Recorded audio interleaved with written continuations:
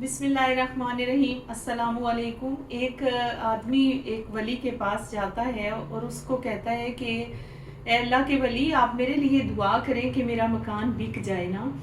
और उस दिन दूसरे दिन वो फिर आता है तो कहता है कि अल्लाह के वली, आप मेरे लिए दुआ करें, मेरा मकान नहीं बिक रहा, तो किसी तरह से ये बिक जाए और मतलब मैं अपने घर को, अपने मकान को बेचना चाहता हूँ। तो अल्लाह के वली ने कहा कि कल तुम्हारे माथे पर खुशकिस्मती के आसार थे, लेकिन आज तुम्हारा मकान तो बिक जाएगा और बिक रहा है, आज तुम्हारे माथे पर बदकिस्मती के आसार हैं। तो उसने दरियाफ्त किया कि वो कैसे। उस शख्स ने बड़ा अल्लाह का शुक्र अदा किया कि वो चाह रहा था कि उसका घर बिक जाए। तो उन्होंने कहा कि तुम अल्हम्दुलिल्लाह पढ़ रहे हो, बजाय इसके कि तुम्हें अस्तगफिरुल्लाह पढ़ना चाहिए। इसका क्या मतलब है कि हम बहुत सारे फैसले जल्दबाजी में कर जाते हैं और शैतान जो है वो अक्सर हमारी रगों में दौड़ रहा होता है खून की तरह, और हमें समझ नहीं आ रही होती कि ये फैसला हम जो कर रहे हैं वो हमारे लिए अच्छा है या बुरा है।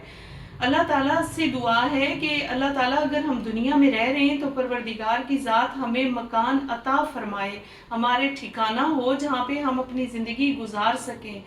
और मकान जो है वो सरमाया है कि अगर आपके पास ज़्यादा है जगह तो आप किराए पे भी दे सकते हैं और वहाँ से आप अपनी तजारत वसूल कर सकते हैं या वो आपको आमदनी मिल सकती है। अल्लाह ताला हम सब की मुश्किलात को आसानी में तब्दील फरमाए और आसानियाँ बांटने की तौफीक अता फरमाए। आमीन सुमा आमीन। मेरा चैनल सब्सक्राइब करें, शेयर करें, लाइक करें। अल्लाह हाफिज़।